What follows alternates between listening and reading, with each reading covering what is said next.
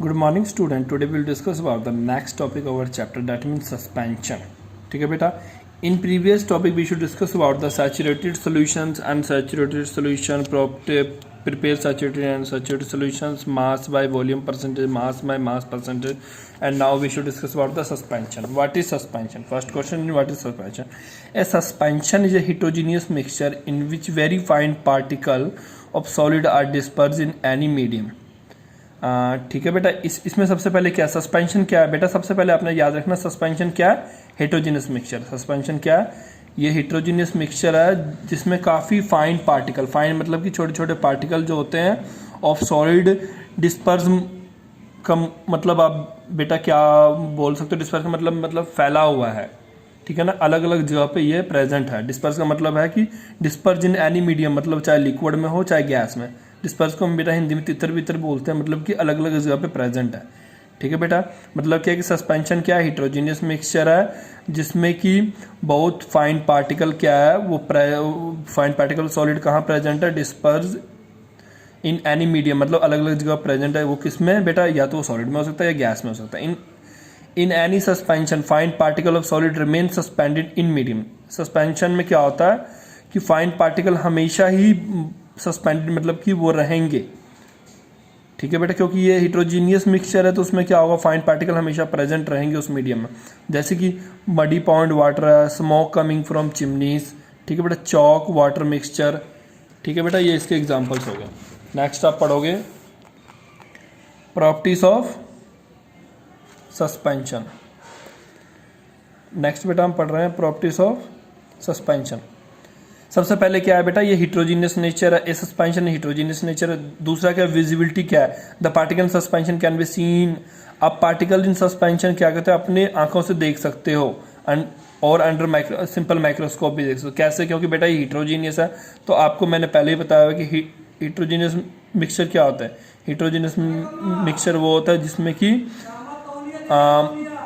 जैसे कि पानी में आपने सैंड मिला दिया, उसमें क्या पानी को आप इजीली देख सकते, आप उसमें सैंड को इजीली देख सकते हो, बिकॉज सैंड मिक्स नहीं होगा, मतलब वो हेट्रोजीनियस मिक्सचर है. सैंड और एक और चीज़ ले लो, क्योंकि हेट्रोजीनियस मिक्सचर का डेफिनेशन है टू और मोर, दो ज़्यादा चीज़ों को हम लिक्विड में डिजोल्व करते हैं. ठीक है बेटा, तो आप उसमें क्या देखोगे, सैंड हमेशा आपको विजिबल होगा, इसलिए यहाँ लिखा कि और इसमें देखो particle size in suspension the size of particle of the order of 10⁻⁷ और लार्जर. ठीक है बेटा, अभी 10⁻⁷ का मतलब क्या हुआ बेटा, अगर 10⁻⁷ होता तो मतलब एक के आगे 7 जीरो, बट ये 10⁻⁻⁷ है, मतलब 0.00000 मतलब कि पॉइंट के बाद 6 जीरो और 7th नंबर पे 1. ठीक है बेटा, क्योंकि -7 का मतलब होगा कि पॉइंट से हमने उसकी तरफ बढ़ना है. जैसे कि आप देखो बेटा, आपको एग्जांपल के लिए मैं समझाता हूँ.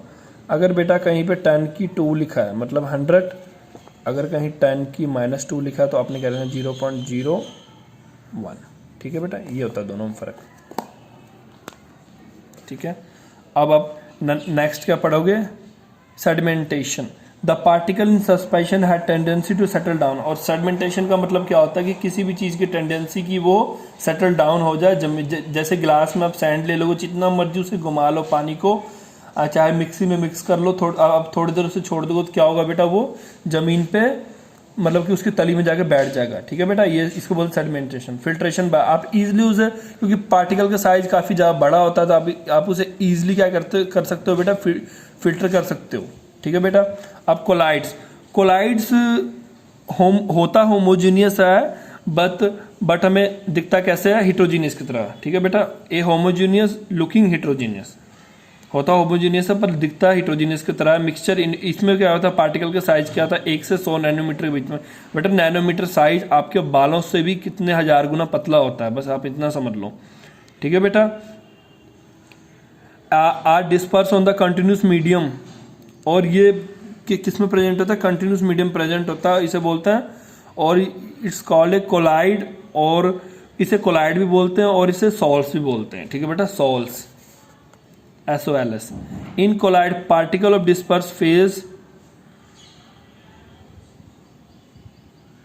ये लाइन बेटा रहने दो, नेक्स्ट पढ़ो। The continuous medium in colloid is called disperse medium. Continuous medium, अब आपको पता लगेगा ऊपर कंटिन्यूस मीडियम वर्ड आया था ना, उसका मतलब क्या होता है। कंटिन्यूस मीडियम जो होता है कोलाइड में बेटा, उसे हम बोलेंगे डिस्पर्स मीडियम। अब आपको पता लगे ना, डिस्पर्स का मतलब पता लग गया ना कि तितर बितर मतलब कहीं प्रेजेंट हो, थोड़ा सा थोड़ा सा हमारा मतलब कि ये मान लो ग्लास है, कुछ कोई यहाँ प्रेजेंट है, कोई यहाँ प्रेजेंट, कोई यहाँ प्रेजेंट है, ठीक है बेटा, इसका मतलब ये होता है। नेक्स्ट देखो बेटा, the continuous medium is in colloids को क्या बोलते हैं, डिस्पर्स मीडियम बोलते हैं। और particle from the disperse phase, the particle of disperse phase are commonly called colloid particles. ठीक है बेटा, अब आपने याद क्या करना है, मैं क्लियर बोलता हूँ। सबसे पहले आपने कोलाइड में क्या याद करना है कि ये दिखता, ये होता होमोजीनियस है पर दिखता कैसा है, हेट्रोजीनियस की तरह। ठीक है ना, इसका पार्टिकल साइज 1 से 10 नैनोमीटर के बराबर होता है। ठीक है बेटा, और ये कहाँ प्रेजेंट होता है बेटा, इसमें लिखना आपने कंटिन्यूस मीडियम है। ठीक है बेटा, इसके बाद लिखिए कॉल्ड कोलाइड। ठीक है बेटा, बस आपने बाकी छोड़ देना, और इसको कोलाइड के साथ साथ सॉल्ट्स बोलते हैं। इसके अलावा जो लाइन्स लिखे हैं बेटा, उसे आपने छोड़ देना है। आपने यहाँ से लेकर यहाँ तक एक करना है, उसके बाद आपने आ जाना एग्जाम्पल। एग्जाम्पल के लिए मिल्क हो, ठीक है बेटा, गम हो, जो च्युइंगम खाते हो, टूथपेस्ट एक्सेट्रा, इसका एग्जाम्पल हो गया। ठीक है बेटा, और बेटा आपने अब मैं इसको आपको सिंपल सा मतलब समझाता हूँ। आपको पता है ना बेटा कि ह्यूमिडिटी कैसे फैलती है। ह्यूमिडिटी की मतलब में सेंस में अगर बात करूँ, ह्यूमिडिटी का मतलब क्या होता है कि एयर के अंदर वाटर के ड्रॉपलेट्स प्रेजेंट है। और बेटा इसका मतलब क्या हुआ कि एयर में वाटर के ड्रॉपलेट क्या है, डिस्पर्स है। ठीक है बेटा, जहाँ जहाँ एयर मॉलिक्यूल प्रेजेंट होगा, एयर के मॉलिक्यूल दूर दूर प्रेजेंट होते हैं एक दूसरे से। पता है हमको गैस का प्रॉपर्टी क्या हो, वो दूर दूर प्रेजेंट होता है। इसका मतलब क्या कि वो तितर बितर वो कहीं जहाँ जहाँ वो प्रेजेंट होगा, वहाँ वहाँ एयर के कुछ ना कुछ ड्रॉपलेट्स भी प्रेजेंट हो गए, तभी बेटा मॉइस्चर क्रिएट होता है, तभी बेटा एसी से पानी निकलता है। ठीक है बेटा, fog is a common colloid. Fog में बेटा बहुत सारे गैस मिले होते हैं, ठीक है ना, in which water droplets are disperse in air. ठीक है बेटा, फॉग जो होता है, जो सर्दियों में या तो काफ़ी ज़्यादा पराली जलाते हैं ना खेतों में, फॉग और स्मोक बनता है। ठीक है बेटा, जैसे धुंध हम ये देखो, जैसे खेतों में पराली जलाते हैं, इतना सारा धुंध हो जाता है। ठीक है बेटा, तो वही बात करेंगे। फॉग क्या है, ये कोलाइड है जिसमें वाटर ड्रॉपलेट प्रेजेंट होता है। कौन से फेस में, water droplet present are disperse in air. ठीक है बेटा, और एयर का मतलब क्या है बेटा, ये बता रहा है कि वो कौन से मीडियम में प्रेजेंट होता है। डिस्पर्स मीडियम है एयर उसका।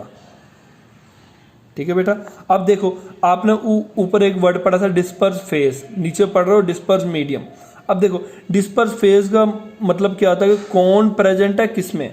वाटर ड्रॉपलेट क्या है बेटा, डिस्पर्स फेज है, और ये किसमें प्रेजेंट है, एयर में। ये क्या होगा बेटा, डिस्पर्स मीडियम। ठीक है बेटा, अब आपको पता लग गया कि डिस्पर्स फेज का मतलब क्या होता है कि जो कौन प्रेजेंट है किसमें।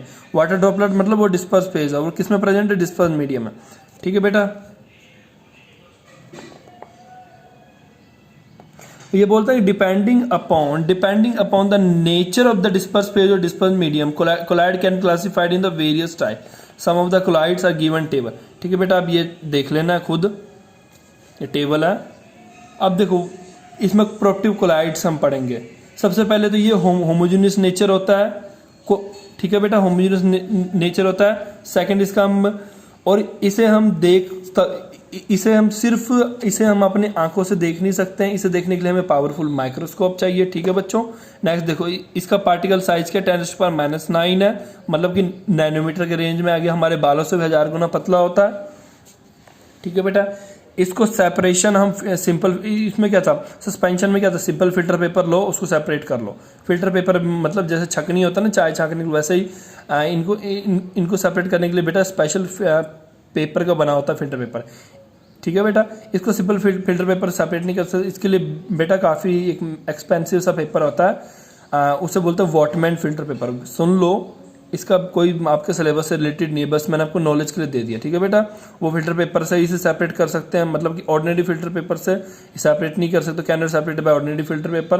ठीक है, स्टेबिलिटी क्या होता है, कोलाइड्स आर अनस्टेबल। आपको एक चीज़ मैं बता देता हूँ बेटा कि कोलाइड्स जो होता है ना बेटा, वो अनस्टेबल होता है। क्यों, वो काफ़ी ज़्यादा, अब मान लो कि ये गिलास है, ठीक है, ये मान लो कि गिलास है, गिलास में कोलाइड है ना, कोलाइड मूव करते रहेंगे, इधर उधर इधर उधर इधर उधर, वो मूव करते रहते हैं।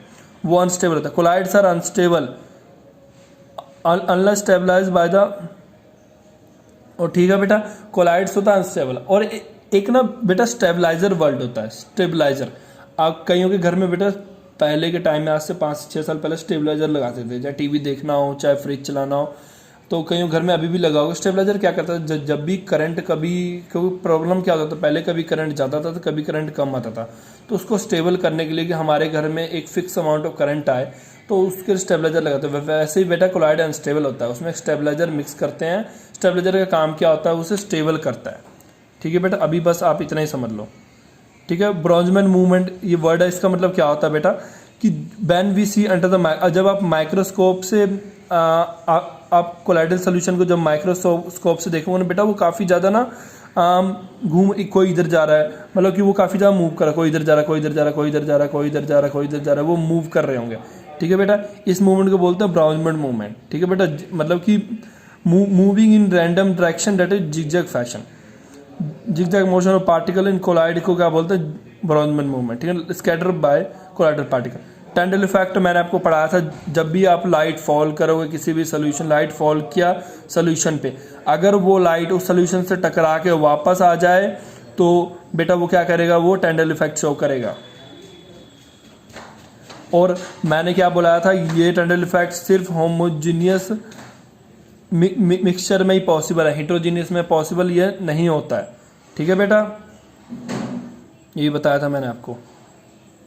True solution do not scatter light, क्योंकि उसमें बेटा ट्रू सोल्यूशन एक ऐसा सोल्यूशन होता है जिसको आप उसमें कोई भी पार्टिकल प्रेजेंट ही नहीं होता है। ट्रू सोल्यूशन में आप चाहे माइक्रोस्कोप से देख लो, कितने पावरफुल माइक्रोस्कोप यूज कर लो, आपको कुछ नहीं दिखाई देगा अंदर में।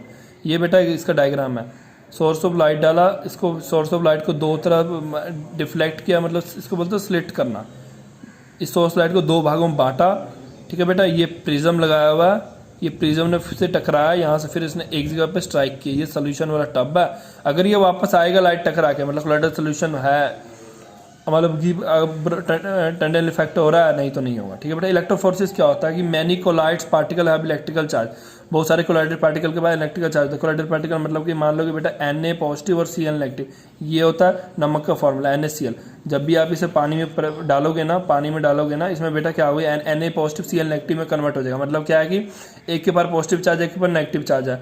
Many colloid particle are electrical charge, that is colloid particle move positive to negative, positive और नेगेटिव। और हमेशा याद रखना, कोई भी चार्ज जो मूव करेगा हमेशा नेगेटिव से पॉजिटिव की तरफ मूव करता है। कभी भी मूव करता है वो किधर से मूव करता है, नेगेटिव से पॉजिटिव तरफ ही मूव करता है। ये आप याद रखो बस, कोई भी चार्ज मूव करेगा नेगेटिव से पॉजिटिव की तरफ मूव करता है। सो बंदा जब भी इलेक्ट्रिक करंट लगाओगे बेटा, ऐसे चार्ज की मूवमेंट नहीं होगी। कब मूवमेंट होगी, जैसे अब इलेक्ट्रिक करंट इसमें पास करोगे, मान लो कि पानी में नमक डाल दिया, घोल दिया, उसमें आपने एक तार डाल दिया बिजली वाला, स्विच ऑन किया, जैसे आप इलेक्ट्रिक करंट लगाओगे इसमें क्या होगा बेटा, colloidal particle move toward the oppositely charge electrodes and the movement of colloidal particle under the influence of electric field का इलेक्ट्रोफिस।